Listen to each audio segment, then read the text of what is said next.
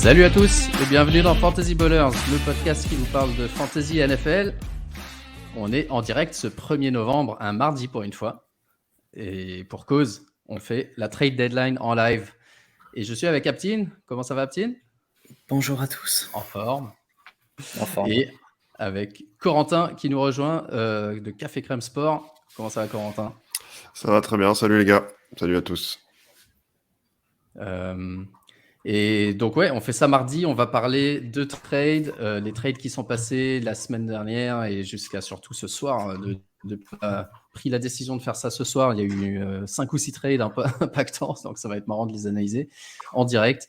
Et ensuite, on va parler de Week 8 et surtout Week 9, il y a 6 équipes en bye et je ne sais pas si vous êtes tous comme moi les gars, mais moi j'ai regardé mes ligues tout à l'heure. Il me manque, j'ai l'impression que les 3 quarts des joueurs sont tous en bye. Donc, il va falloir qu'on trouve des remplaçants pour cette semaine et on va parler un petit peu de tout ça. Donc, on va commencer d'abord par une breaking news, encore une, pendant le générique. Les Bills trade Zach Moss aux Colts contre Nyheim Hines. D'accord. Donc, Ok. voilà. Ok. Je suis en train de le découvrir en même temps. Ouais. Ok, donc avant de faire les trades, on va juste faire un petit top et flop de Week 8 et savoir, les gars, si en fantasy, vous aviez des joueurs qui ont performé ou pas cette semaine. Toi, Corentin, je sais que tu es avec nous dans 2 dynasties. Je ne sais pas si tu fais des redrafts aussi cette année, mais est-ce que dans ce perfect line-up, tu avais des mecs qui t'ont aidé un peu la semaine dernière et qui t'ont aidé cette saison ?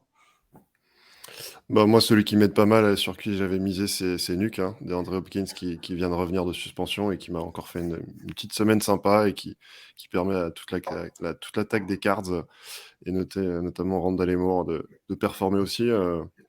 Voilà, je comptais un peu sur son retour. J'étais un peu short à receveur dans une des redrafts, donc bien content qu'il revienne de suspension. Ouais, pareil, moi C'est je le l'avais receveur, non, depuis qu'il est revenu, je crois. depuis 2 matchs, ouais, probablement. Ouais. Vu les Non, scores, c'est sûr. Ouais. Surtout que Brown était en bye week la semaine dernière. Et toi, Aptine, je sais que tu as Jonathan Taylor un peu partout parce que tu m'as écrit. Je le vois pas dans le perfect line-up, là, j'ai beau le chercher, Non. je le vois pas. Ouais, toujours aussi décevant. On va voir si le trade de Nyheim Hines et Zach Moss change quelque chose à ses performances. Mais on va en parler tout à l'heure de toute façon de Taylor. Najee Harris aussi qui continue à décevoir. Foreman, Pollard, Kyle Pitts qui revient, mais surtout Foreman et Pollard qui étaient 2 joueurs dont on avait parlé la semaine dernière. On avait dit surtout faites-les jouer, surtout si Hubbard et Zeke Elliott sont absents, et effectivement ils ont répondu présent. Et au niveau des blessures, il faudra surveiller celle de Cooper Kupp, qui apparemment, je crois, est pas trop grave, mais j'avoue que là on n'est que mardi et vous allez devoir me keep me honest si je dis des bêtises, parce que j'ai pas eu le temps de voir si la blessure était importante, pas importante, ou si on le sait pas encore. En tout cas, voilà, c'est cool de voir McCaffrey scorer un touchdown à la passe, un touchdown au rush et un touchdown en réception pour son premier vrai match avec les Niners.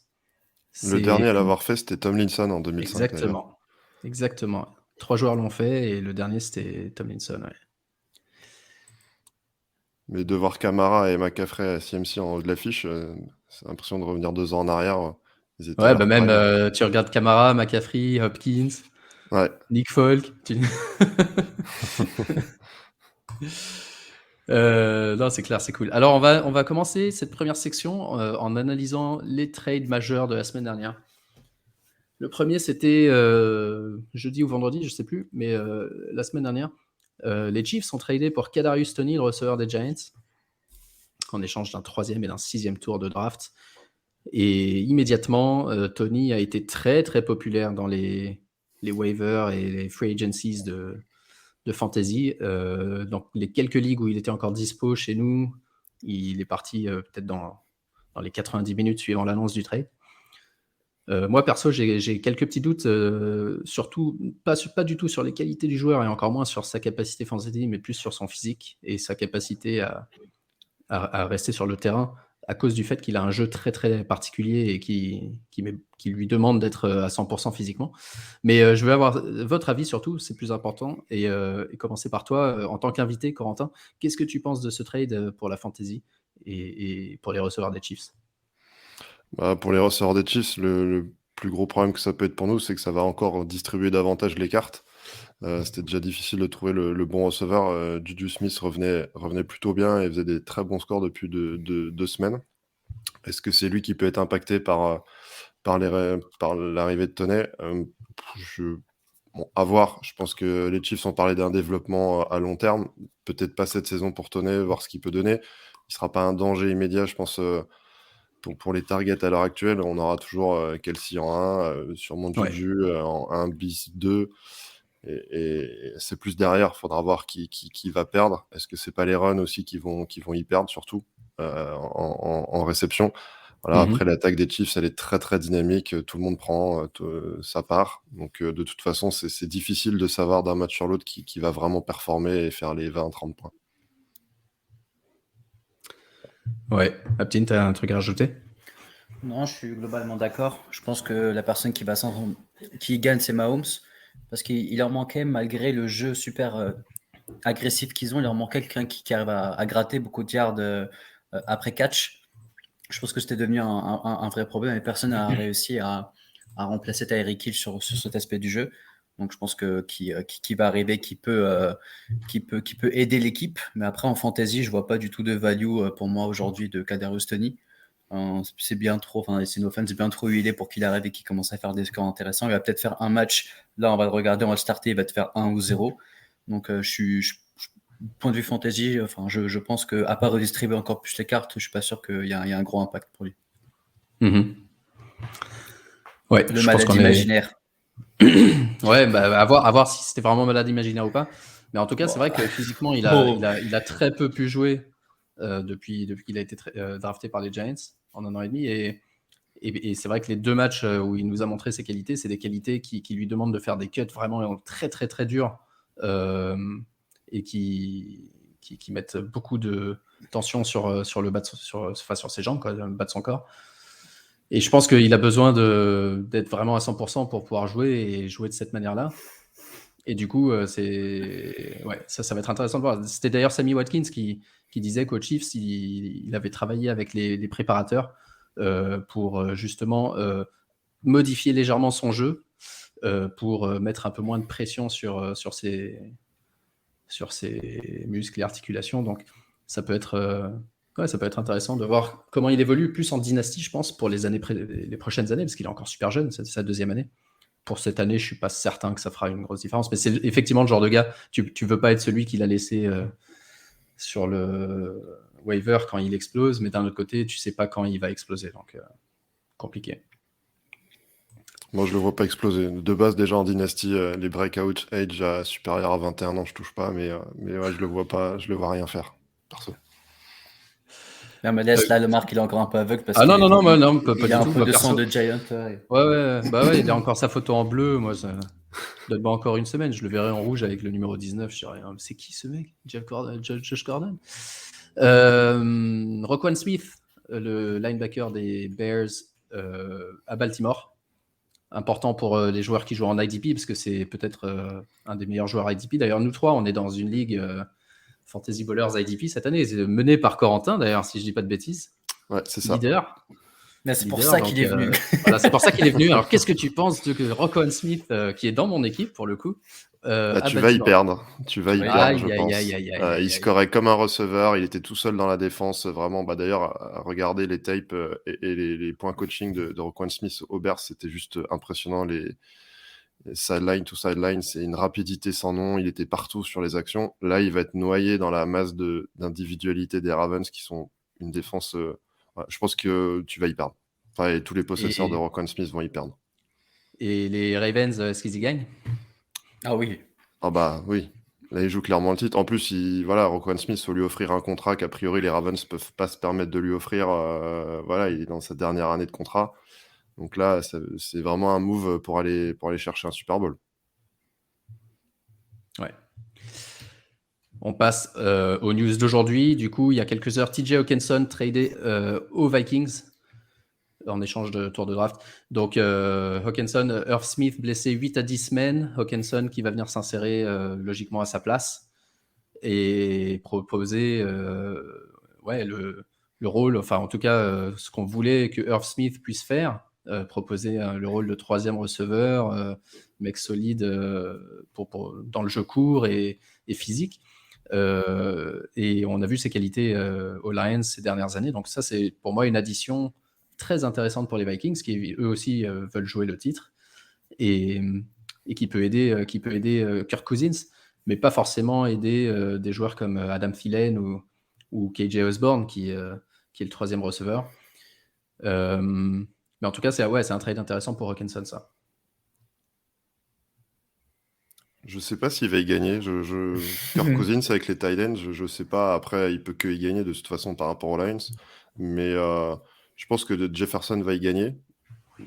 Pas forcément en termes de touchdown, mais en termes d'espace sur le terrain, il va être encore plus libre. Jefferson peut avoir un gros up sur ce trade-là. Hawkinson, forcément, un petit peu. Il up un peu à QB, même si je suis pas un grand fan de Cousins. Et côté Lions, pour Goff et Enco, de DeAndre Swift et tous ces joueurs-là, est-ce que ça les aide un petit peu s'ils sont en full tank jusqu'à la fin, ou est-ce que ça, au contraire, ça réduit leurs opportunités parce que l'offense va être plus faible? L'offense est plus faible, effectivement. Après, est-ce qu'ils vont jouer plus de MT? Est-ce qu'ils vont jouer avec, du coup, les cibles vont être un peu plus réparties. J'ai vu que Swift allait avoir encore moins de snaps la week prochaine, week 9. Le staff a dit qu'il n'était pas encore totalement prêt. Ouais, donc, Jamal Williams va bien se gaver s'il reste aux Lions. On n'est pas à l'abri dans une heure d'avoir une surprise. Mais je pense que les receveurs vont gagner un petit peu de target, mais c'est peut-être l'attaque qui va quand même en pâtir. À voir, parce que Hawkinson, ça prend quand même de la place sur le terrain, quoi. Ouais.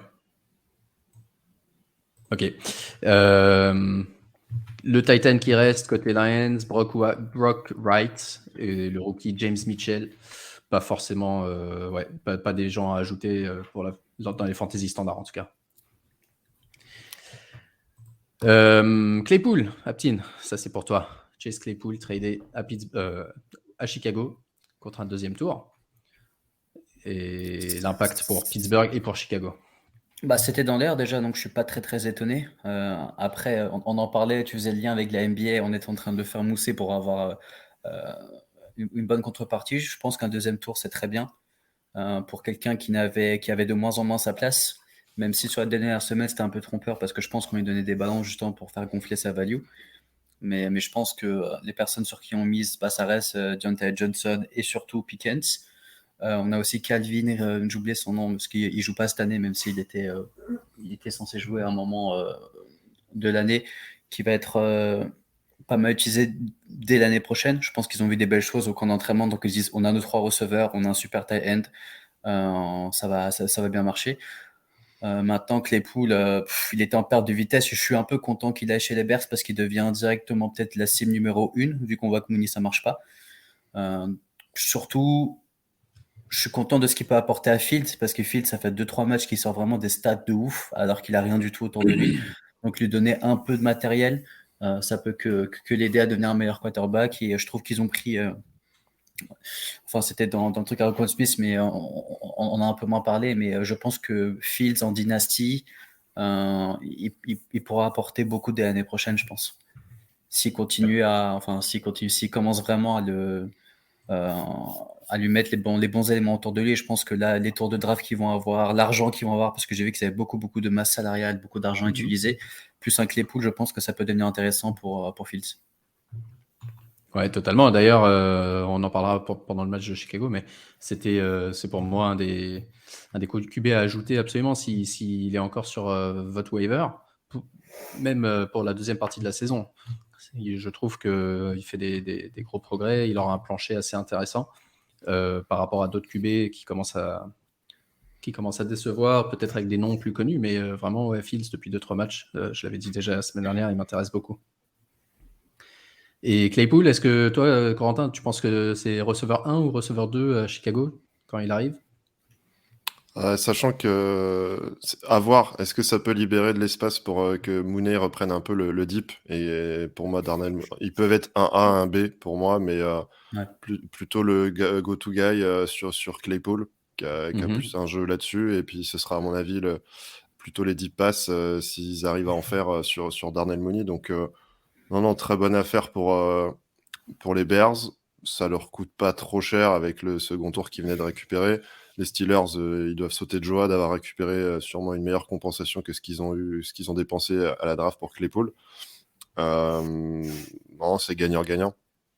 Ouais. Les cibles des Steelers, peut-être que après, à voir comment se développe Pickett, mais en tout cas, les cibles des Steelers, comme on disait en off, Deontay Johnson va peut-être regagner un peu de target et des plus propres. Et puis surtout, Claypool peut vraiment faire du mal dans les défenses avec les Bears. Ouais, exactement. Ouais. Là, ça va être intéressant pour les receveurs de Pittsburgh, ça c'est sûr, parce qu'il y en avait un en trop. Et du coup, il y en avait toujours un qui. Un coup c'était Pickens, un coup c'était Johnson, un coup c'était Claypool, mais qui faisait rien, qui faisait 0 ou 1 point. Maintenant, je pense qu'ils auront tous un plancher un petit peu plus utilisable. Juste un point pour les personnes qui nous écoutent. Je pense que là, on parle de receveur 1 B, mais c'est juste au sein des Bears. Ça ne veut pas dire que là, c'est des receveurs 1 qu'on vous dit de starter toutes les semaines Non, ouais, Oui. totalement. Ouais. Parce que ça va pas changer l'offense des Bears qui est dégueulasse depuis le début de l'année. On a vu Kmet ou on l'appelle comme on veut, qui n'a strictement rien reçu depuis le début de l'année. Donc je pense pas que Claypool arrive et qu'il devient Calvin Johnson et ils vont envoyer tous les ballons. Donc ça à voir sur les prochains matchs qui va prendre le lead, etc. Et ça va surtout être un peu difficile de pouvoir les starter toutes les semaines, les deux. Ouais. Là, ce serait plutôt un move à faire en dynastie, de prendre Claypool pas trop cher maintenant, sachant qu'il a encore 1 an et demi de contrat rookie. Voilà, les Bears, on va pas avoir besoin de le payer tout de suite. Ils prennent pour voir, je pense. Donc, c'est plus intéressant en dynastie, ou peut-être fin de redraft cette saison. Ouais. Parce qu'ils vont jouer des défenses quand même assez abordables, à part les Jets qui sont quand même bons en défense, les Eagles et les Bills derrière, hein, ils vont jouer comme les Lions 2 fois, Falcons. Packers, c'est quand même pas fou défensivement, donc ça peut envoyer un peu de points. Yes. Alors, Miami a fait quelques moves, et dans ces moves, Chase Edmonds se retrouve envoyé à Denver, et Jeff Wilson arrive à Miami. Là, je suis carrément perdu sur les running backs des Broncos. J'ai l'impression qu'ils sont dans 4. Les Broncos, du coup, ils ont Latavius Murray, Chase Edmonds, Mike Boone qui est blessé, ils ont Melvin Gordon et ils ont Marlon Mack, mais qui n'a pas joué la semaine dernière. Donc, je ne suis pas sûr qu'il jouera. Bah, vas-y, Marc, donne-nous ton avis parce que moi, j'analyse pas ce truc. Non, celle-là, je pense que Edmonds, on l'avait dit les semaines d'avant, il avait perdu le volume. On disait on le garde juste si jamais Raheem Mostert se blesse. Mais pour le moment, à Miami, il servira à rien. Donc, à la limite, pour lui, ça ne peut être que positif, je pense, parce que à Denver, cette année, il a une opportunité, sachant qu'il joue encore quelque chose. Et s'ils le font venir, c'est a priori, sur le papier, le plus talentueux du groupe actuellement. Pour Wilson, c'est une bonne chose pour lui aussi, depuis que McCaffrey est arrivé, mais je suis pas sûr qu'il jouera beaucoup par rapport à Mostert. Donc ça fait pas une énorme différence, mais c'est un bon backup, je trouve, à Mostert aussi, si jamais il lui arrive un truc. Je pense que à la limite, c'est plutôt le groupe Melvin Gordon, Latavius Murray, surtout Latavius Murray qui risque d'être perdant à terme si Edmonds commence à prendre le rôle pour les Broncos. Ouais. Bah, du coup, je pense que là, ton graphique, il confirme 2 trucs. Que c'est un vrai bordel chez les running des Broncos, c'est qu'aucun est startable aujourd'hui. Et qu'ils ont fait un vrai all-in sur McCaffrey, alors que moi, je pensais qu'ils allaient être un peu plus safe et qu'ils visaient vraiment les playoffs. Ouais, parce que Eli Mitchell doit revenir d'ici 2-3 semaines, je pense, selon les estimations initiales. C'était mi-novembre, donc à voir, ils doivent être relativement sereins là-dessus. On sait ce qu'ils ont pris, ce qu'ils ont dû lâcher les Dolphins ou... Pour Wilson ? Ouais. Bon, ça doit pas être un truc énorme, mais juste... Non, sans doute pas. Attends, je vais voir si je trouve ça. J'ai cru voir un 5e tour, mais sans certitude. Wow. La value des running, quand même, c'est assez... Ouais, 5e tour. 5e tour, ouais. Ok. Donc ouais, pas grand-chose. Ouais. Pas grand-chose. Et Bradley Chubb arrive à Miami dans le deal aussi avec Chase Edmonds. Ensuite, ça, c'est pas impactant du tout pour cette année, mais pour la dynastie, ça peut être intéressant. Les Jags ont tradé pour Calvin Ridley. Tu disais, Corentin, c'est l'équipe contre qui il a parié et à cause de qui il a été C'est suspendu. ça, en fait, il a parlé l'année dernière dans le match Falcons-Jags. Il a parié Ouais. contre les Jags et il se retrouve trade aux Jags cette année. Tout va bien. Au moins, ils ont de l'humour en NFL. C'est clair, c'est clair. Donc, toujours suspendu 1 an, évidemment, mais l'année prochaine, si ces problèmes mentaux qui l'ont gêné l'année dernière, plus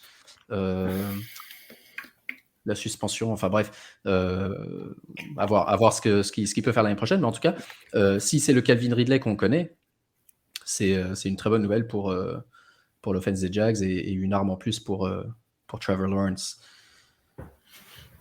Et on l'a pas noté, donc, mais parce qu'il est arrivé au moment où on prenait l'émission, j'ai pas eu le temps de faire le graphique, mais donc Nyheim Hines tradé aux Bills et Zach Moss fait le chemin inverse, va aux Colts. Moi, je suis pas sûr de comprendre ce trade. Ouais, c'est plus pour de la. Je sais que pour quand de tu la l'as annoncé, profondeur. on a fait la même tête. C'était de regarder les USA pour essayer de comprendre qu'est-ce qu'ils apportaient de différent. Mais non, en fait, moi, je suis pas sûr de comprendre. Jonathan Taylor, moi, Hines et Taylor apportaient un truc un peu complémentaire. Ouais. Hines sur les passes courtes, etc. Un peu comme un Zeke Ouais, et c'est plus Pollard. un. On va C'est dire ça ça. comme ça, quoi. One-two punch. Mais là, tu mets un Zach Moss derrière Taylor qui ont à peu près. Enfin, ce que je veux dire, c'est qu'il va pas apporter de la vitesse ou quoi que ce soit. Donc, je suis pas sûr de comprendre. Et vice versa. Enfin, comment on Ouais, appelle vice versa. Hines, c'est un peu le profil de Hines James a Cook. fait Cook et Singletary aussi. Donc, moi, c'était Ouais. un peu le costaud qui allait prendre 2-3 yards de sur ou de la goal line. Donc, je suis pas sûr de comprendre. C'est peut-être que Taylor est en sale état. Peut-être que la cheville de Taylor est en sale état et qu'il leur faut un run nord-sud efficace. Enfin, efficace. C'est un grand mot, hein, parce que Zach Moss n'a rien prouvé, mais ouais, je suis d'accord avec toi. Enfin, le profil Deion Jackson, c'est pour moi pas un profil de troisième down non plus. Donc, bon, soit c'est un all-in sur Taylor, soit c'est Taylor va pas bien et il leur faut un plan B. Ouais. Il y a des choses dont nous ne sommes pas au courant.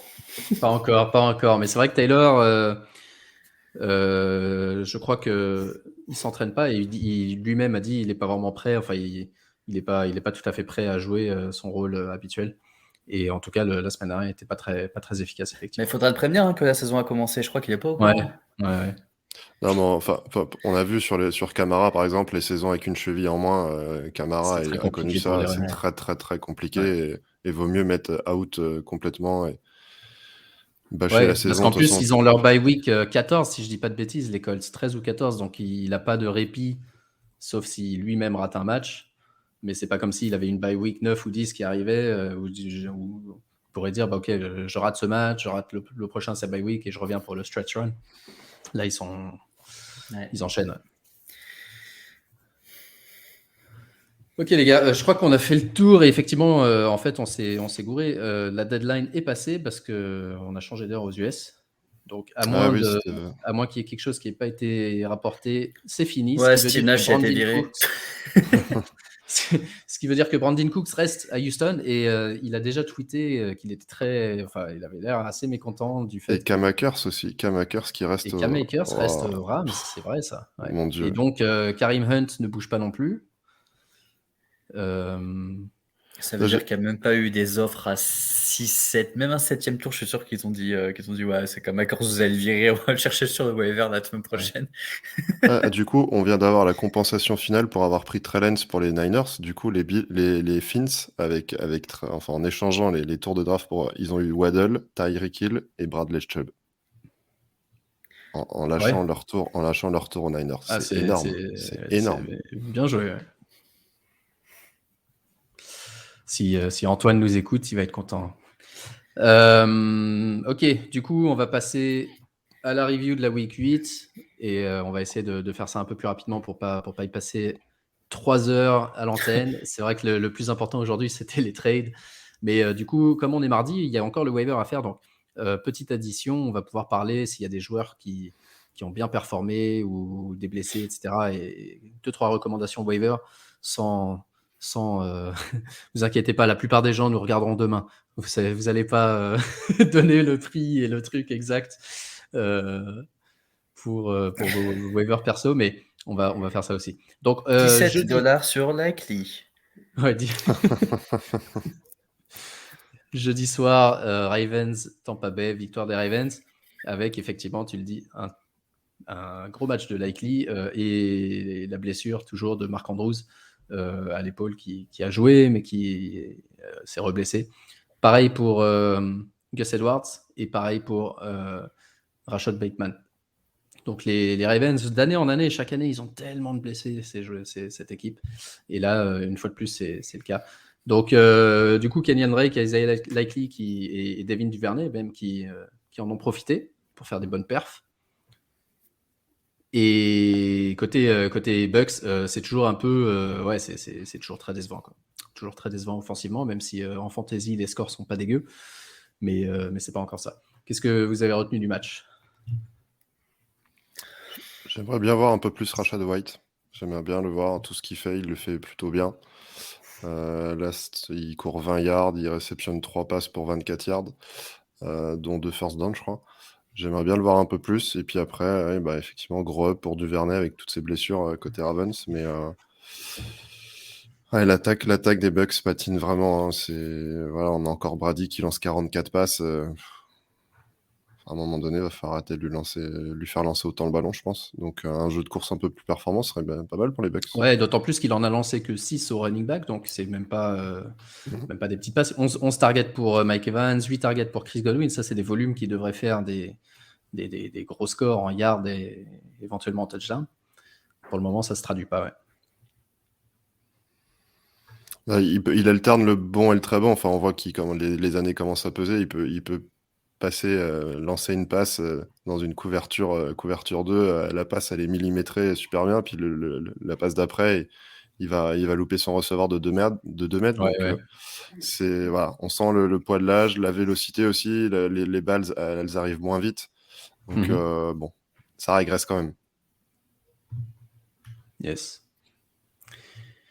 Dimanche matin, à Londres, Broncos contre Jags. Un match qui a mis un peu de temps à démarrer. Et alors on a vu le premier match de Travis Etienne sans James Robinson. Et il a répondu présent. Hein, 24 carries, 156 yards, 1 touchdown, pardon. Et globalement, un excellent match.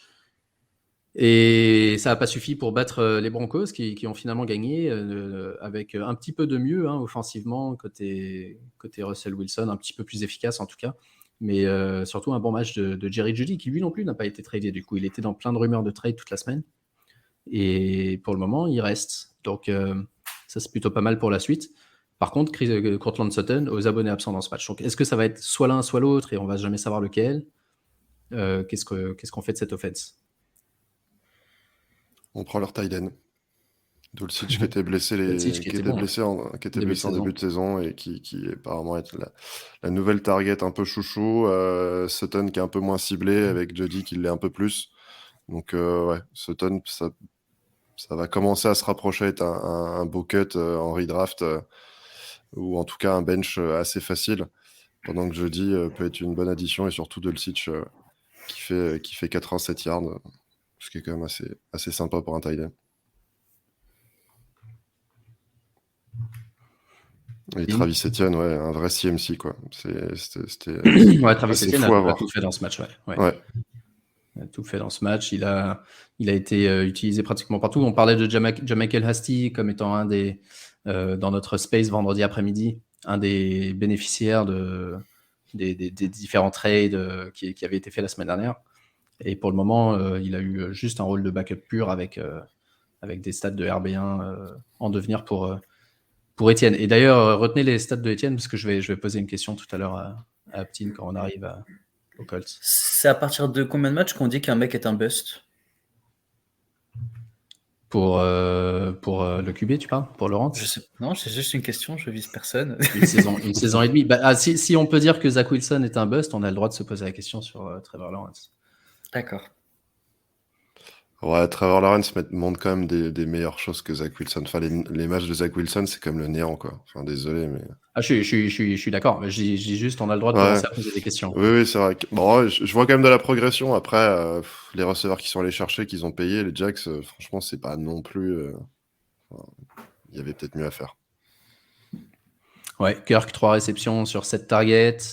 Les autres sont pas complètement fous, mais En plus, je dis ça, mais je trouve que, c'était plus pour rigoler parce qu'en plus, moi, je suis Clemson et je sais que dans tous les cas, tu te trompes pas en, en lâchant ton premier choix pour Lawrence, mais j'ai l'impression que cette QV, au final, le mec qui s'en sort le mieux, aujourd'hui, c'est Fields, quoi. Donc, c'est quand même assez étrange. ouais. Et d'ailleurs, l'année dernière, on en avait parlé. Peut-être qu'à la fin de la saison, il faudra faire un point là-dessus aussi, mais sur la QV qui était tellement talentueuse qu'ils ont tous été mis pratiquement tous été mis dans des rôles de starter dès la première année, direct, envoyés au charbon dans des équipes faibles. Et c'est pas forcément une récompense en fait d'être tradé très tôt par une équipe qui par définition était nulle l'année drafté très tôt, qui était nulle l'année d'avant et du coup Alors, on en avait parlé. Ouais, Justement, c'était que les équipes de merde sauf les Patriots. C'est pour ça que Mac Jones c'était le seul qui avait fait une bonne année. Ouais. Franchement, je m'en souviens en fin d'année dernière, même en fantasy, il était honnête, il était tout à fait, ouais. planché de 16 points, ça jouait très pop, etc. Donc là, il se fait, là, c'est devenu la guerre avec l'autre QB, mais aujourd'hui, je crois que c'est lui qui a 2 doigts de se faire bencher et qu'on revoit même plus, quoi. Donc ça bouge quand même pas, ça bouge vite. Non, mais c'était juste je rigolais pour Lawrence, mais je vous rejoins pour Wilson. Non, pour Lawrence, je pense que je mets ça un peu sur le compte des receveurs, parce qu'en plus, il a été sack seulement 12 fois.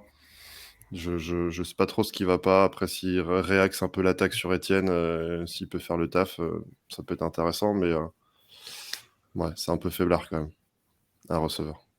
À part Kirk qui fait le boulot. Et Ingram, c'est franchement là, moi j'ai l'impression toutes les c'est semaines, je dirais hey, Ingram. C'est vrai. Mais ouais. Juste, on nous demande, en parlant de Titan et d'Ingram, likely, parce que les Ravens sont en bye week 9 et Marc Andrews a le temps de revenir. Et comme le waiver est relativement faible cette semaine, $17, on a dit.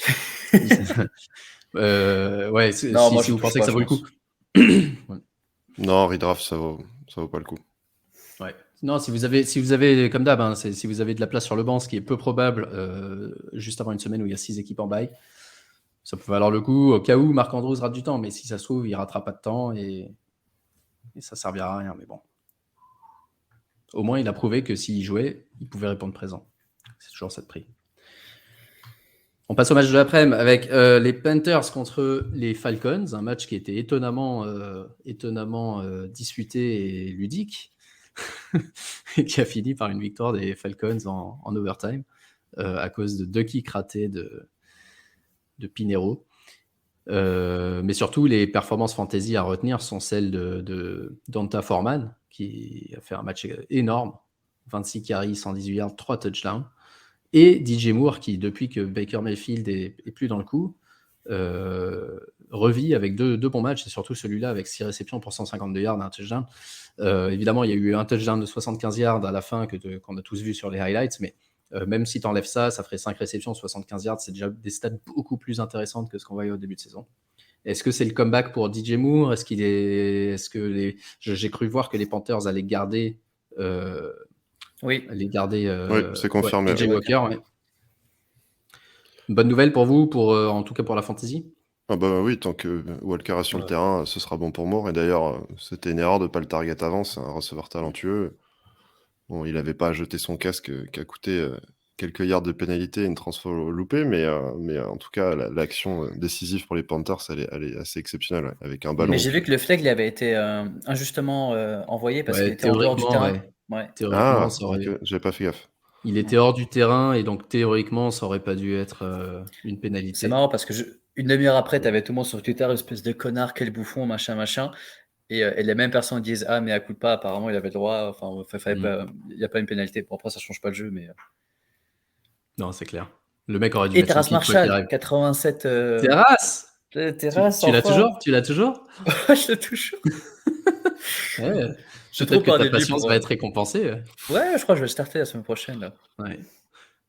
Dans notre ligue, à chaque fois qu'un mec qu'on a sur le banc depuis je sais pas combien de temps fait genre une réception, t'as direct le mec qui le met sur la liste sur le bloc, sur le trade block. Mais non, mais Euh, toute l'offense joue mieux. Hein. Franchement, toute l'offense joue mieux. On avait parlé aussi ouais. de la bagarre de running back. Bon, après, là, bon, Chubbard était blessé, mais nous, on avait quand même voté Foreman. Match qui suit, full RB1, il met 32 points. Enfin, moi, je pense quand même Alors, que ce sera le lead back de est-ce que cette tu équipe. essayes de le. Ouais, ok, bah ça, t'as peut-être répondu à la question. Est-ce que tu essayes de le vendre après cette perf à 32 points sans Hubbard? Ou du coup, Bah, tu penses qu'il va oui, rester mais league back? Mais t'as Hubbard répondu revient pendant dans que je te disais. l'équation. Donc, non, non, mais Ouais. Hubbard revient dans l'équation. Donc, au final, ça sera pas. Ça reste un league back, mais est-ce que c'est quelqu'un que tu peux starter toutes les semaines? Là, c'est une autre histoire. Donc, c'est des Ouais. personnes qui sont fans de format, ils disent non, bah, c'est sûr et certain. Bah, ok, il a de la value, mais c'est que de la perception. Et ça, on peut pas. Ouais. Ouais, pour les gens Euh, qui seraient en redraft, qui pourraient, qui auraient réussi à choper Foreman, qui auraient cru qu'il serait un RB3 ou 4 dans leur équipe, ça peut être intéressant de tout de suite le mettre sur le waiver et d'aller choper un bon receveur avec un mec qui fera un peu un panic buy. Si vous avez deux runs plutôt bons mhm. à starter, ça peut être intéressant d'aller vendre Foreman maintenant, je suis d'accord. Bah, moi, j'ai essayé de vendre Foreman. Et c'était avant ce match-là, parce qu'on a une ligue. Est-ce que c'est cette même ligue où c'est. Bon, en tout cas, une de mes ligues principales où on a tous que des running et c'est impossible d'avoir des bons receveurs. Donc là, je crois que Marc et moi, dans la même ligue, on a à peu près. Tu peux starter 2 RB, un flex et je crois qu'on a 5 running backs qui peuvent te ramener 15 points par match. Ouais. Et en fait, j'ai essayé d'aller vendre Foreman pour, je sais même plus c'était enfin, pour un receveur qui était pas ouf, mais le mec il m'a dit non, non, moi aussi j'ai trop de running backs cette année. Ouais, mais c'est ça qui est fou, c'est que cette année, j'ai trouvé que les QB se blessent, les receveurs se blessent un petit peu, mais en tout cas, il y a il y a moins de profondeur au poste de receveur. Et qu'en revanche, les running backs jusqu'à maintenant, touche du bois, il y en a très peu, à part Brice Hall la semaine dernière, mais très peu qui se sont vraiment blessés long terme parmi les mecs forts. Et en fait, il y a une sorte de profondeur en running back qui, qui Ouais. permet pour le moment, moi c'est pareil, je suis assis sur mes 5 ou 6 running backs, j'essaye tout le temps de les trailer parce que je me dis, mais il y en a encore un autre qui est là sur le waiver, putain, prenez-le, prenez-le. Et j'attends qu'une chose, c'est que les RB des autres se blessent pour qu'ils viennent pleurer et me dire, ouais, finalement, t'avais raison, je te donne, je te donne mon receveur. Non, non, Mais c'est l'année. c'est vrai que cette année, ça a été très facile d'aller choper des running backs sur les receveurs. Sur le waiver, pardon. Ceux qui avaient Ouais, un peu loupé la draft à ce moment-là ont pu vraiment up assez facilement à run, alors qu'à receveur, c'était beaucoup plus difficile c'est cette année. dur, ouais. Ouais. Kyle Pitts fait un bon match, est-ce que c'est un sell high en redraft pour vous après un bon match? Ou est-ce que c'est un signe de choses à venir? Non, moi je pense que c'est un buy low. Dans le sens où, regarde, Pitts fait un super match, Ridley se fait trader. Je me dis peut-être qu'ils ont ouvert les yeux, ils ont dit, mais en fait, mais il s'est catché ce mec. Ou je sais pas, tu vois, mais je me dis, enfin pour moi, je suis plus positif quand il y a un gros match qui sort et que t'as une grosse pièce de ton offense en long terme qui est retirée. Je me Mhm. dis, bah, peut-être qu'ils ont vraiment décidé de faire confiance aux jeunes. Après, moi je vais pas aller targeter Kyle Pitts, mais je pourrais comprendre qu'on aille le chercher aujourd'hui pour dire que, allez, ça part de là, tu vois. Mm. Ouais. Ouais, je suis d'accord avec toi. Enfin, il est peut-être plus Buy-Low à cause de cette week, justement, mais il est encore dans le Buy-Low plutôt que dans le Sell High. Là, il est pas encore Moi, à son point là, je pense fort. que pour toutes les personnes qui l'ont, ils sont en mode, ben, ça fait enfin, limite un an et demi Ouais. que je le start, il me ramène rien. Donc là, je pense que plus d'une personne sur deux l'avait benché pour ce match-là, tu vois. Donc moi, je Mm. pense que justement, pour ces mecs-là, ils se disent, je veux plus entendre parler de Pitts. Moi, j'ai le cas avec Jonathan Taylor où j'ai eu dans trois redrafts, j'ai eu le premier choix. Je me dis, c'est la première fois que j'ai le premier choix et tout, je suis heureux et tout. Et Jonathan Taylor, là, il y a un mec qui va me le chercher, je lui donne. Donc, Attends, on va y arriver. On va y arriver à Jonathan Taylor. En ah, moi, attendant, j'aurais rien à dire sur lui. si, on va. Bears contre Dallas, et cette offense de Dallas qui met, enfin pas que l'offense d'ailleurs, mais 49 points pour Dallas. Et on voit deux choses pour moi. D'abord, Dak Prescott, le Dallas de Dak Prescott, c'est pas le Dallas de Cooper Rush, même si au début il y avait eu quelques mots qui disaient ouais, finalement il s'occupe du ballon. Est-ce qu'il y a une vraie différence? Bah là, je pense que on voit une vraie explosivité qu'on voyait pas avec Rush. Et deuxièmement, toujours ce même débat, Tony Pollard contre Zeke. On a vu un Tony Pollard vraiment excellent pas seulement avec sa vitesse, mais vraiment avec ses cuts et profiter du travail de sa ligne offensive et de ses bloqueurs, qui a marqué 3 touchdowns, 130 yards, qui a vraiment dominé la rencontre. Et côté Bears, on le disait tout à l'heure, un bon match de Fields. Et puisqu'on parle de backup running back qui sont potentiellement meilleurs que leur titulaire, Khalil Herbert, on le dit depuis plusieurs semaines, perso, je le préfère à Montgomery et je suis presque déçu que Montgomery n'ait pas fait partie des joueurs tradés à la deadline. Ouais. Je vérifie pour voir s'il n'y a pas une dernière news, mais j'aimerais bien voir Khalil Herbert prendre le rôle de lead back parce que un peu la même perception qu'avec Pollard quand Zeke joue. J'ai l'impression que c'est le meilleur des deux et que pour le moment, il est au maximum à 50-50. Ouais. Mais en tout cas, on a vu du mieux de la part des deux équipes. Et la seule erreur que Fields a fait, c'était son histoire sur le fumble de Montgomery. Donc il saute par-dessus Parsons sans le toucher. Tu vois, ça, c'est le genre d'erreur mentale qu'il fait. Mais bon, en fantasy, ça se voit pas. Je crois que je disais que Pollard, c'était sa dernière année qui sera free agent l'année prochaine. Donc, Oui, c'est ça. donc juste un mot peut-être sur Zeke Pollard.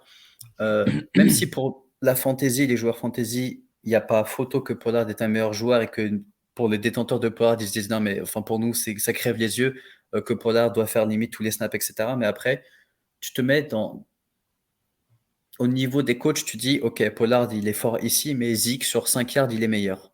Et on a besoin d'un mec un peu costaud. Si Pollard se blesse, etc., il nous faudra Zeke dans tous les cas.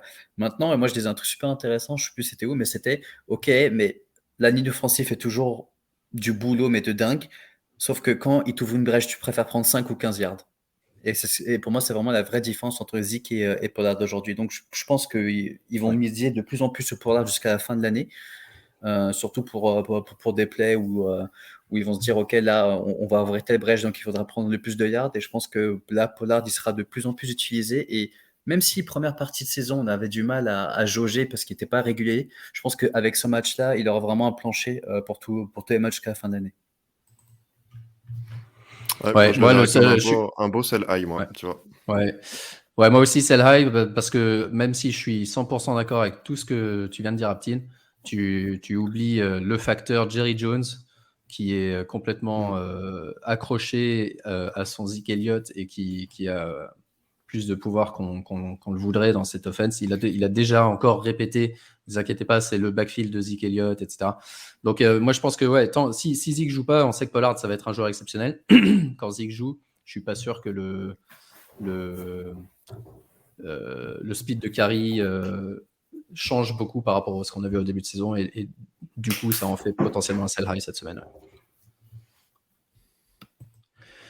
Miami contre les Lions, victoire de Miami 31-27 avec toujours des très bons matchs des receveurs et donc de Tua qui sont tous les deux vraiment excellents. Moi j'avais des doutes avant la saison sur Hill et Waddle ensemble dans la même équipe, mais manifestement ça joue vraiment super bien. Quentin, je sais pas ce que on apprend quelque chose dans ce match, je suis pas sûr. C'est vraiment le Miami qu'on connaît, les scores auxquels on peut s'habituer. Ouais, c'est ça.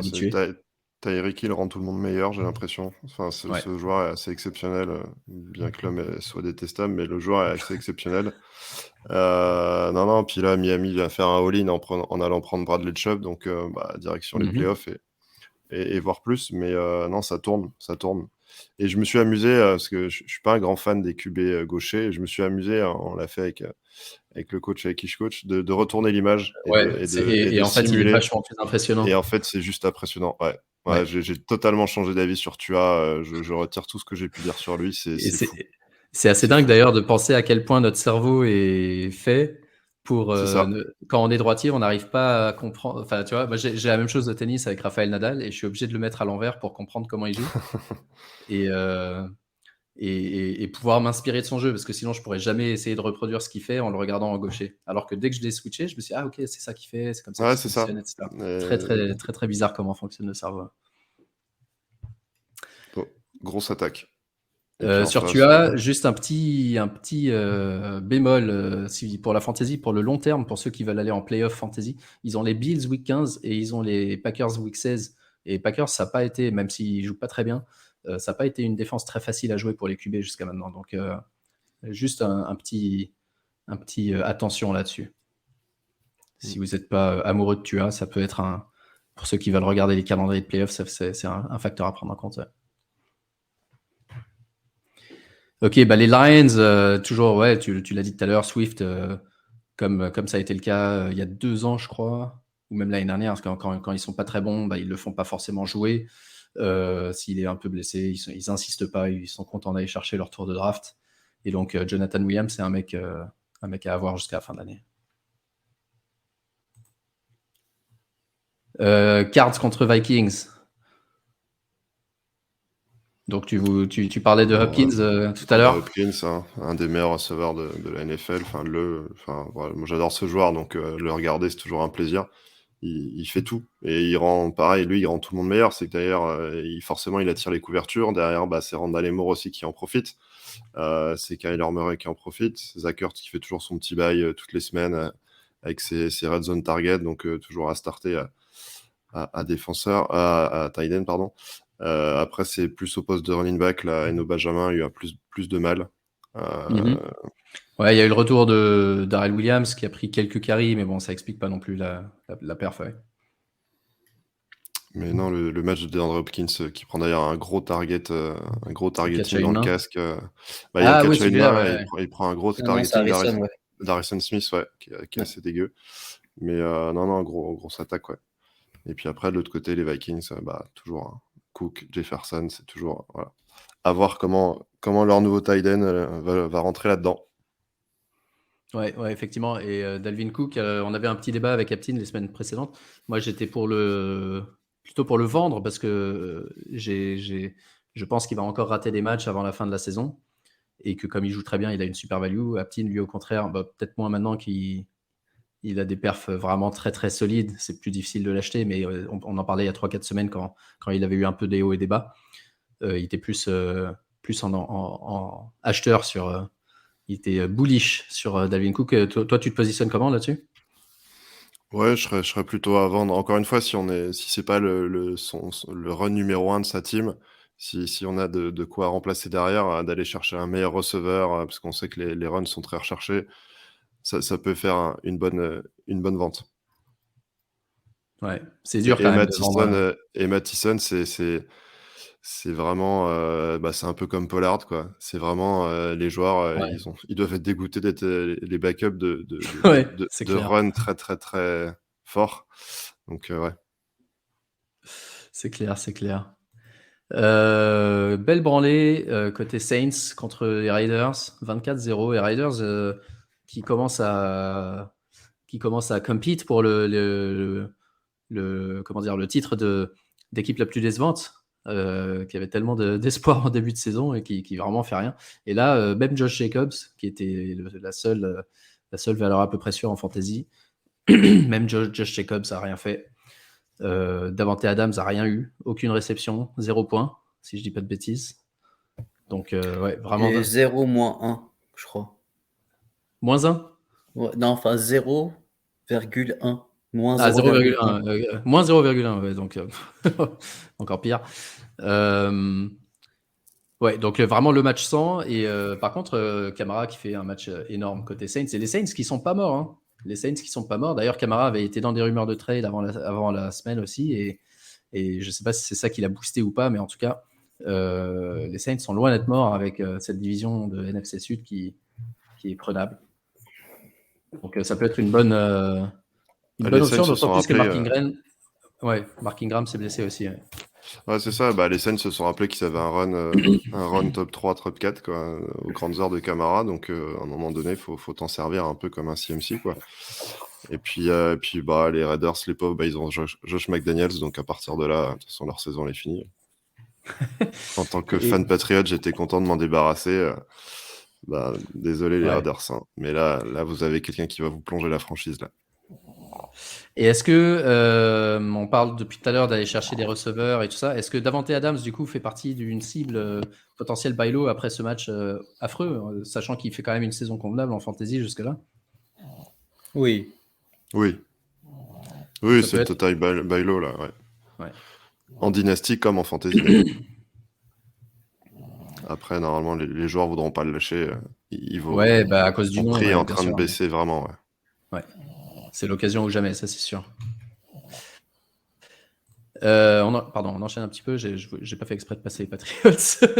Corentin, un fan des Pats, je te laisse commenter sur ce match Pats-Jets. Il n'y a rien à en retenir quand on voit que c'est le kicker qui fait le plus de points. Ouais. C'est très difficile de regarder les Patriots. Je me demande même si c'est une équipe de Bill Belichick cette année.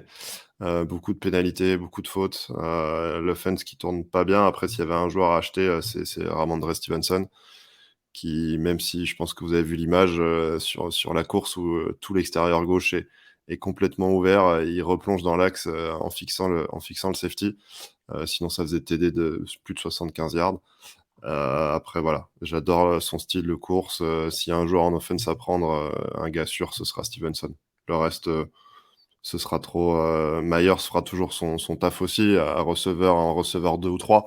Le reste, ça vaut rien, malheureusement. Et ouais, Davante Parker blessé.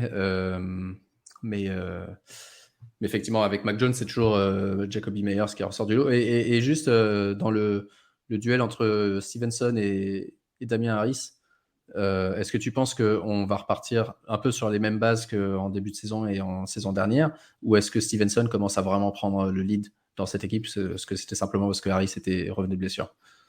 Harris va reprendre petit à petit un peu de portée. Et ils Ouais. feront jamais un vrai pur. Voilà, c'est pas le style des Pats de faire vraiment un vrai pur run.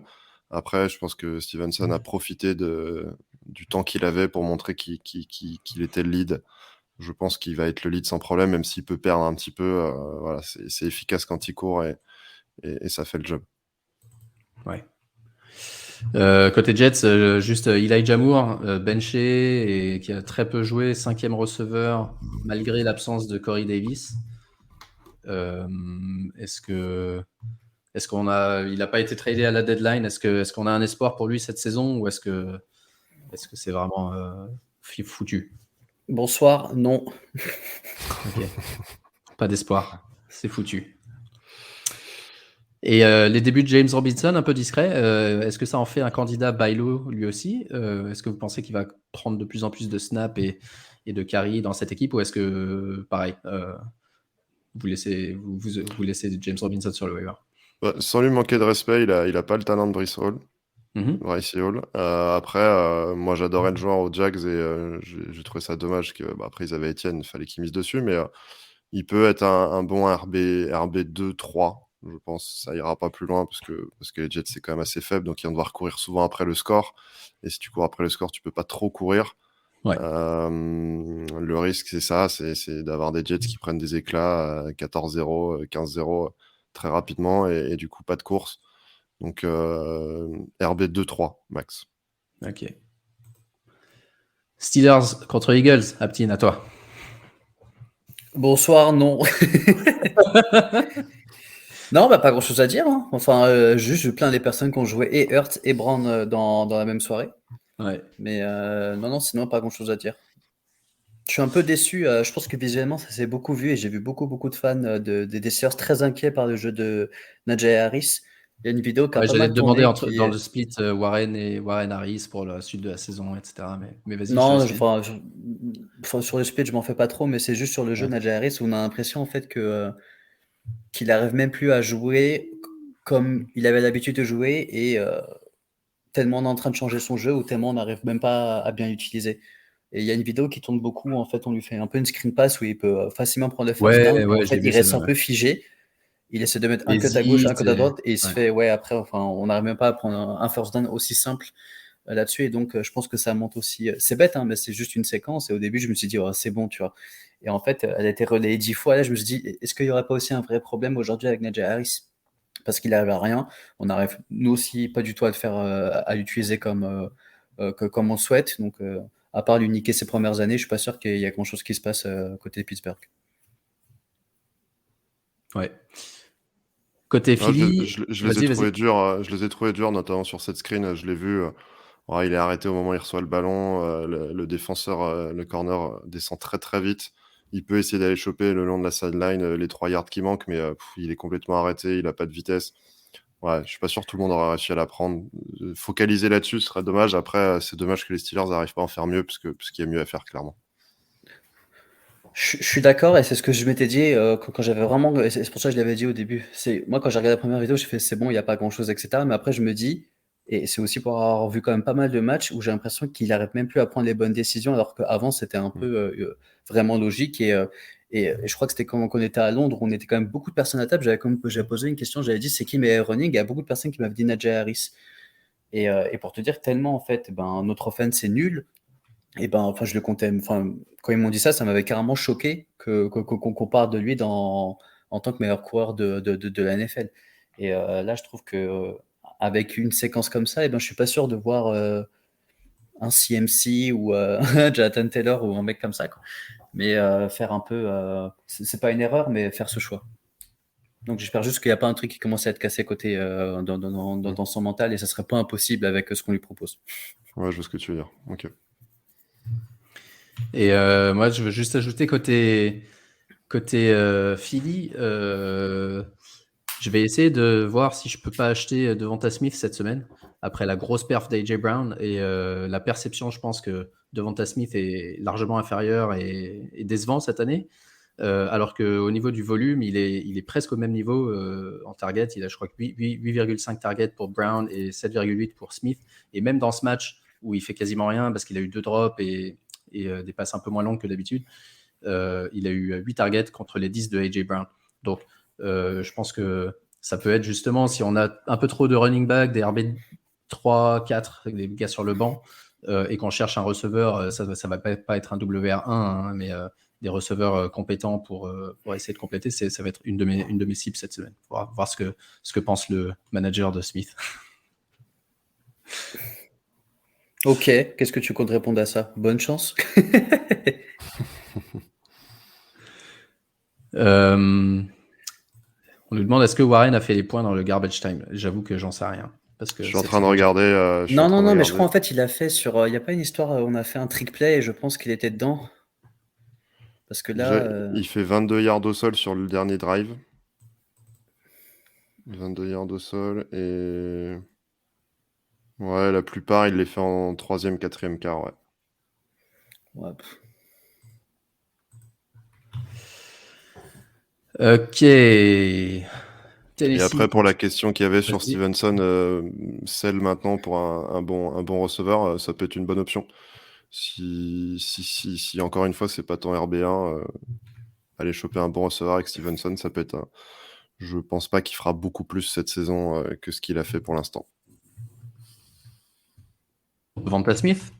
Non, Tu non. vends Stevenson pour Devonta Smith? Non, jamais. Tu Non, gardes- je pense qu'il y a moyen d'avoir un peu mieux, je pense.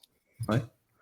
Un peu plus régulier, parce que c'est ça l'avantage de Stevenson, c'est qu'il est régulier. Il faut aller chercher un Ouais, receveur, ouais, c'est pas un boomer bust, il faut aller chercher un vrai régulier, quoi.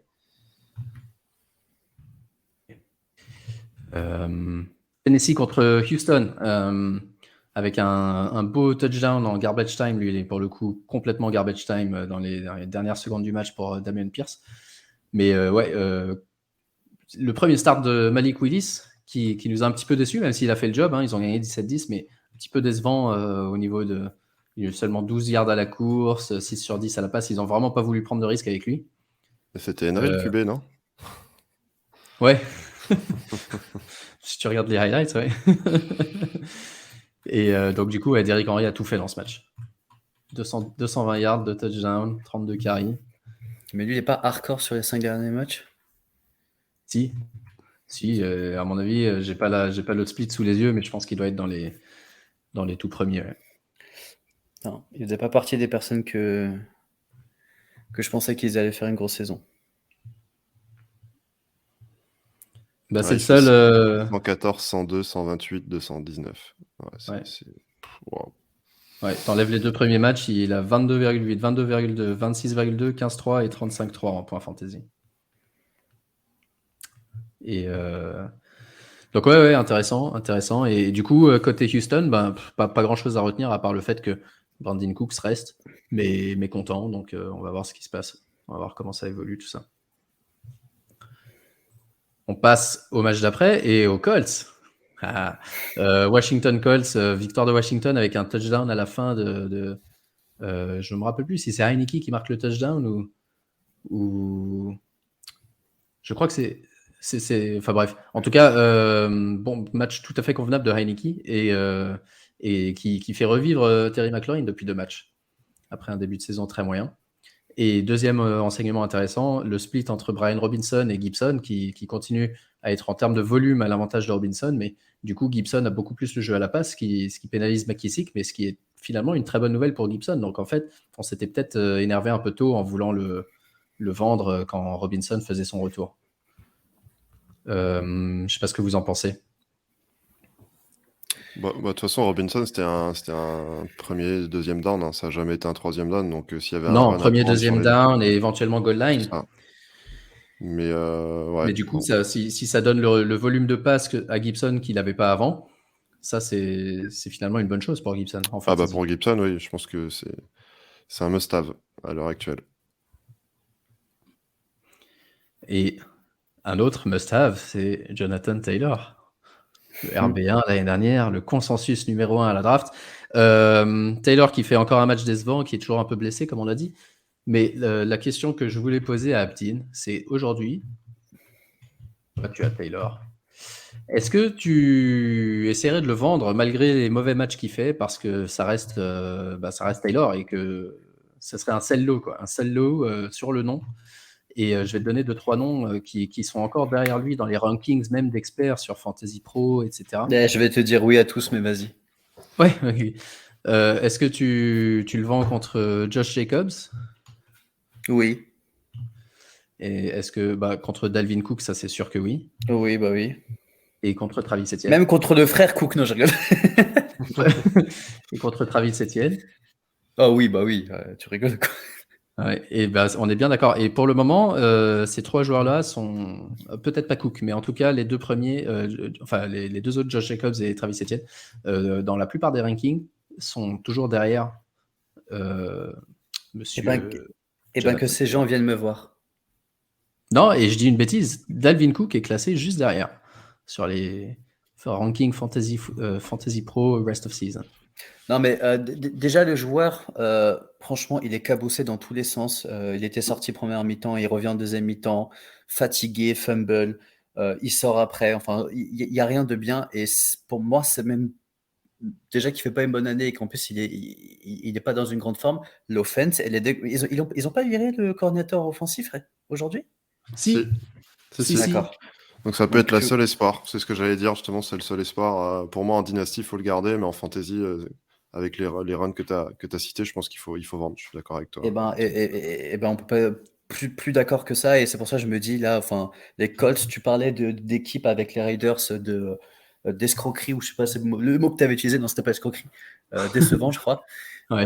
Les Colts, tu les mets avec Colts, Broncos, Raiders, tu peux tous les mettre ensemble. Franchement, c'est une catastrophe. Moi, je vais juste relire un message. 21h22 dimanche. Je vais le drop, ce sale enculé de Taylor. plus rien le reste de la soirée. Donc voilà. Et encore, Voilà l'expérience de la NFL avec un petit. Le League Pass ne marchait pas, donc je checkais juste les scores sur Sleeper, et ce connard, je le voyais, mais rien. Même quand il y avait écrit, tu sais, Colts en offense, ouais, ça bougeait pas. Moi, j'ai vu ça plus tard, j'étais mort de rire. Ok. Un match plus intéressant, c'était Niners contre Rams à LA, mais dans un stade rempli de fans des Niners. Et l'énorme match de Christian McCaffrey pour son premier vrai match après une semaine d'entraînement. Et effectivement, tu le disais, Aptine, la semaine dernière, on était un petit peu en désaccord là-dessus, mais en tout cas, sur ce premier match, ils sont vraiment venus pour utiliser McCaffrey au maximum de sa possibilité et dans tous les secteurs du jeu. Donc là, il a vraiment fait un match plein. J'avais vu un truc du style, je ne me rappelle plus les joueurs malheureusement, mais il a plus de passing yards. Sa stat, il y a 5 lignes là, sur ton graphique. Ouais, c'est ça, 5 lignes. Plus de passing yards que Derek Carr, plus de rushing yards que je sais plus qui, Taylor, je crois, et plus de receiving yards que Justin Jefferson, si je dis pas Justin Jefferson, ouais, c'était ça. Donc le mec fait tout. Et dans ce match, à noter quand même que Deebo Samuel était absent, donc peut-être que ça a probablement, même très probablement, ça a un impact sur l'utilisation de McCaffrey. Ils l'ont signé pour le tuer, hein, donc tant mieux pour les honneurs de McCaffrey, quoi. Ah non, mais là, ouais, ceux qui ont CMC, ils se font grave plaisir. C'est une belle attaque à avoir tournée, au contraire des Rams qui est en train un peu de se déliter. Alors, est-ce que le retour de Van Jefferson va ramener un peu de profondeur dans le terrain qui leur manque cruellement par rapport à l'année dernière, mais ils ont la pire O-line depuis sous Sean McVay, c'est la pire O-line pour les Rams. Donc, je pense qu'il ne faut pas faire grand-chose avec eux. Par contre, oui, les Niners, le risque, c'est que ça va être très, très réparti. Comme tu dis, Samuel n'était pas là, Deebo Samuel. Donc, quand il va revenir, qui va prendre, qui ne va pas prendre. Bon, je pense que Kittle, CMC et Deebo Samuel sont les mecs à prendre, mais ça peut se répartir et Ouais, c'est que limiter. théoriquement, le coaching est suffisamment intelligent pour justement ne pas avoir un schéma prédéfini en tête et forcer là-dessus, quoi qu'il arrive, et pourra s'adapter effectivement à ce que donne la défense aussi. Donc c'est sûr que, perso, je ne m'attends pas à 36 points toutes les semaines, mais en tout cas, ça m'a rassuré de voir un petit peu le volume, ayant drafté McCaffrey 2-3 fois cette année. Et je pense que ça va être une bonne chose au niveau des opportunités, surtout pour lui, parce qu'ils ont vraiment une bien meilleure offense que celle de Carolina, même s'il ne sera pas utilisé autant à chaque fois. Du coup, Cup, légèrement blessé à la cheville. Je ne sais pas si vous avez les dernières infos sur sa disponibilité potentielle cette semaine. Non, moi, j'ai pas vu que c'était inquiétant. Ok, pas trop inquiétant, ouais. Ok. Ça marche. Giants contre Seahawks. Oh, rien à dire, c'était nul. Non, bah toujours. Alors les deux, les deux receveurs des Seahawks sont quand même à suivre parce qu'ils étaient très incertains toute la semaine. Ils ont tous les deux joué et bien joué. Mais ça va être quand même quelque chose à suivre pour les Seahawks parce que derrière, il y a Marquise Goodwin, il y a potentiellement, comment il s'appelle, le mec qui finalement, qui avait été drafté l'année dernière, j'ai oublié son nom. D.S. Ridge. Donc il n'y a pas grand monde derrière pour Geno Smith, mais par contre, Kenneth Walker, ça va être probablement un league winner s'il continue à jouer comme ça, vraiment très très solide. Et côté Giants, pas énormément de choses à dire. C'était un peu le même style que les autres matchs, étonnamment. Simplement, la seule différence, c'est que dans le 4e quarter, quand le momentum aurait pu aller une fois de plus vers les Giants, ils ont commis 2 erreurs très, très fatales de fumble et de turnover qui du coup a plié le match en faveur des Seahawks. Mais sinon, c'était toujours un peu le même volume. Il faudra voir. Du coup, il n'y a pas de receveurs qui sont arrivés. Tony est parti. Donc potentiellement, on va revoir Golladay. Je suis pas sûr qu'il apportera grand chose. Et donc, Slayton et Wendell Robinson vont potentiellement être des options utilisables dans les ligues un peu plus deep à 3 receveurs jusqu'à la fin de l'année. Ce qui me rassurait sur Slayton, c'est qu'il a été target sur les troisième downs, ce qui fait qu'il doit avoir la confiance de Daniel Jones. Voilà, ça, on peut dire Il y a ça. toujours Après, il y a toujours eu un bon rapport entre les deux. Après, Lockett a drop un TD tout fait en début de partie. Bon, finalement, il se rattrape après en marquant son touchdown, mais ouais, Geno Smith, assez bluffant. Ouais, c'est clair, ouais. Les Jets, on dit toujours qu'ils savent pas drafter les QB, mais ils avaient drafté Geno Smith. C'est juste qu'ils ont pas été assez patients. Ils auraient dû encore un qui a finalement été backup pendant assez longtemps après avoir joué dans le passé, puis ensuite backup, il a appris derrière certains QB et au final cette année il fait une super saison. Ouais. Donc ça veut dire qu'en Dynasty, prenez Zach Wilson. Dans 5 ans, ça sera bon. C'est ça. Moi je suis content parce que Geno Smith, je l'ai dans plein de baseball. En tant que QB qui coûtait rien à la draft, il coûtait tellement rien que dans la ligue qu'on fait avec Eptin, où on a genre 22 je crois joueurs par équipe, et qu'on avait pris tous les QB de la ligue, le seul qui n'a pas été drafté c'était Geno Smith à l'époque. Et quand j'avais suggéré de le drafter en fin de draft, tout le monde s'était foutu de ma gueule en disant mais non, mais t'es un malade, on prend pas Geno Smith. Finalement il joue mieux que plein de gars qu'on avait pris comme Mac Jones, etc. On va passer au Sunday Night. Encore 2 matchs, les gars. Sunday Night Football, Bills, Green Bay. Un match un peu bizarre, si j'ai bien vu les trucs. Les Bills avaient l'air un peu pas aussi impressionnants que d'habitude, mais malgré ça, à aucun moment on se dit qu'ils vont perdre le match, quoi. Mais Ouais. En fait, ils sont seuls au monde pendant 2 quarts-temps et tu sais pas Ouais. pourquoi Josh Allen lance deux interceptions coup sur coup sur 2 drives de suite, qui aurait pu remettre les Packers dans le match, mais après la défense et l'attaque, ça roule tellement que ils sont jamais mis en danger en fait. Ouais, c'est ça. Et du coup, c'est limite, ils deviennent presque trop sereins et il expérimentait des trucs, quoi, Josh Allen. Côté Green Bay, on a vu un petit peu plus de AJ Dillon, même si ça s'est pas traduit par un gros score en fantasy, mais au moins 10 carries avec 20 carries pour Aaron Jones. Du coup, c'est plus en termes de receveurs que c'est toujours le néant. Et d'ailleurs, ils ont pas fait de trade Non. pour en ajouter un. Donc, il va falloir compter sur les rookies. Romeo Dobbs qui a bien joué. Ils Pour ont une fois, il a proposé, pas- ils ont voulu prendre apparemment Claypool, ils ont proposé un second tour aussi ce soir. Ah, Mm. mais celui des Bears était peut-être plus intéressant. Je pense, ouais.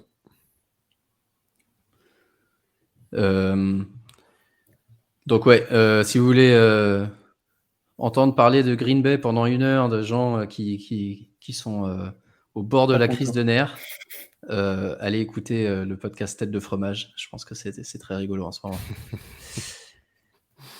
Et le dernier match, celui-là, je vais devoir vous laisser aussi commenter parce que j'ai toujours pas eu le temps de voir ce qui s'est passé hier soir entre Cleveland et Cincinnati.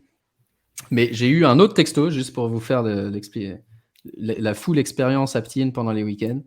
Un autre texto d'Aptine à Non, ça va en plus. 7h46 du matin, ça va. Je pensais que c'était en pleine nuit. 7h46 du matin. Voilà pourquoi je déteste les Bengals. Rien d'autre, pas d'autre explication, pas de. C'est bon. Si tu veux, on peut parler du match. Il n'y a pas eu vraiment de match en fait. Il y a eu, je crois, 3 TD, 3 ou 4 TD, en gros, comme un truc comme 25-0. Je n'ai pas le score exact, mais très rapidement pendant une grosse partie du match. Bengals qui arrive à rien. Donc je me dis, est-ce qu'au final, Chase est vraiment le joueur clé de cette équipe qui ouvre un peu toutes les brèches, qui ouvre la route au running, parce qu'ils mettent moins de personnes dans la boîte, ou Higgins, c'est vraiment un receveur 2, etc. Bon, là, je ne pense pas que ce soit aussi extrême que ça, mais c'est l'impression visuelle que moi j'ai eu quand j'ai regardé les highlights. Et en face, une équipe des Browns qui, un match sur 3, va être très très sérieuse défensivement, offensivement. Là, c'était typique ce genre de match où Brissett ne fait pas d'erreur. Amari Cooper juste détruit le DB qui est en face, et le jeu au sol marche très bien. Donc parce que justement Cooper fait le boulot, Brissett ne fait pas d'erreur, donc après il suffit juste qui gagne d'un T2-2 assez rapidement, et là le jeu de course il déroule, et c'est ce qu'on a eu.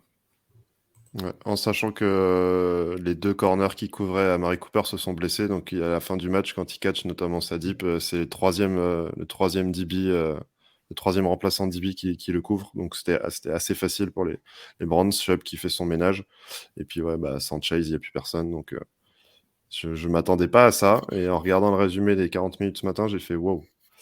Donc ouais, hâte de voir Watson dans cette équipe. Encore une fois, on déteste l'homme, mais le joueur, voilà. Ça peut tourner. Il arrive Non, c'est sûr, ouais. en week 11, il pourrait être à 5-5, à 5-6. Ça peut faire le taf pour la fin. Mais de mémoire, ils ont une bye week avant, et donc il peut pas jouer avant week 13, c'est ça? Il me semble.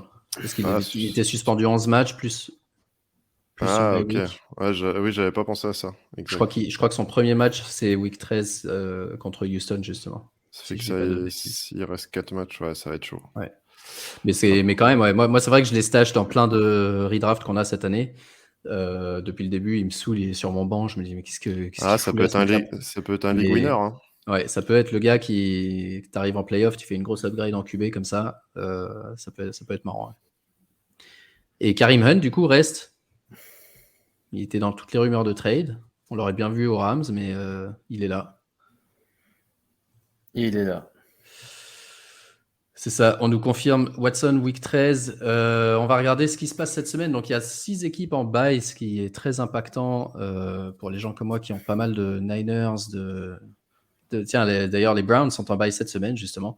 Les Cowboys, les Steelers, les Niners, les Broncos et les Giants. Donc il faut remplacer tout ce beau monde. Ça commence jeudi avec les Eagles qui jouent contre Houston. Peut-être une des meilleures équipes de ce début de saison contre une des plus faibles. Est-ce que ça va partir en branlée ou est-ce que ça va être ouais. Ah, ça va être une orgie là. Là, ceux qui ont des Eagles dans leur équipe, ils vont être contents. Ceux qui les affrontent un peu moins. Faut les starter. Pas de grosses affiches avant le Sunday night, peut-être entre Titans et Chiefs et encore. Mais je dirais Bills-Jets peut être intéressant, non pas pour le score, mais pour voir déjà comment les Jets ajustent un petit peu leur équipe et continuent à. Ouais, enfin, t'as l'impression qu'il faut qu'ils changent quelque chose, soit qu'ils targetent d'autres joueurs un peu plus, mais ça peut être marrant à regarder. À part Après, ça. un Chargers Falcons, ça peut envoyer du point, avec en plus Mike Thomas blessé. Donc ça veut dire potentiellement beaucoup de targets pour les autres.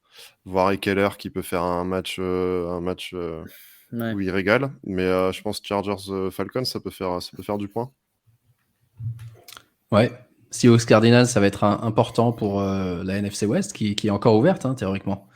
Tout le monde est médiocre et tout le monde peut, peut gagner. D'ailleurs, je regardais les Seahawks, ils ont les Cardinals cette semaine et les Bucks la semaine prochaine. Deux équipes qui déçoivent un petit peu. Et les Seahawks peuvent continuer à créer la surprise s'ils continuent à jouer comme ça.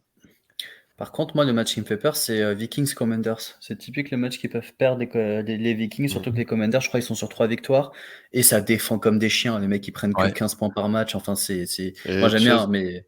Et Chase Young revient cette semaine, non, je crois. J'ai cru lire qu'il était activé.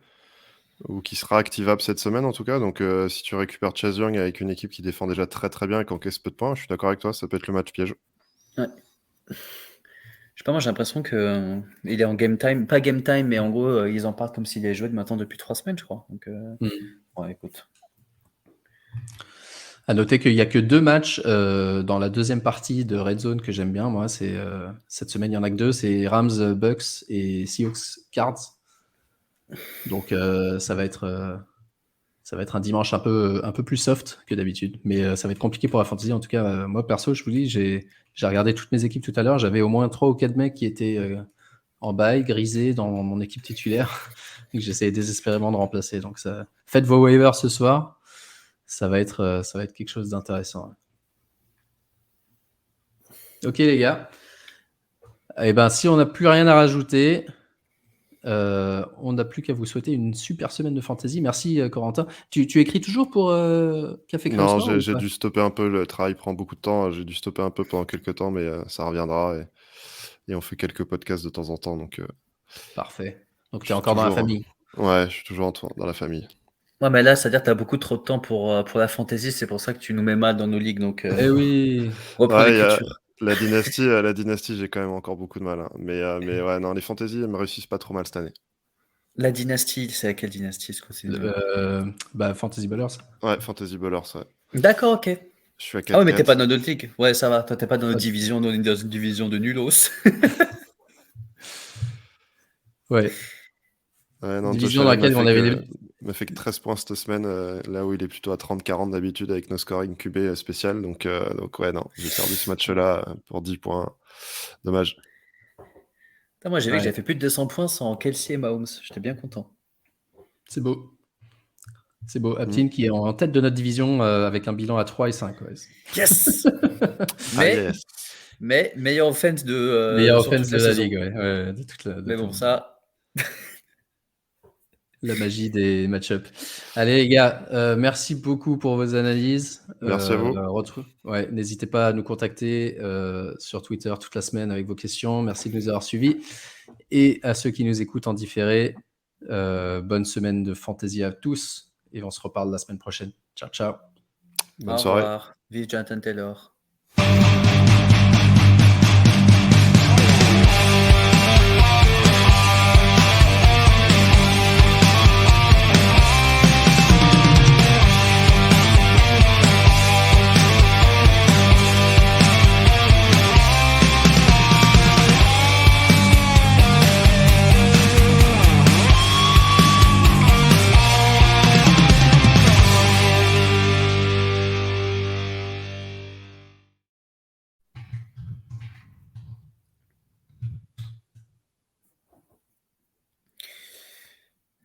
Bon, bah, merci.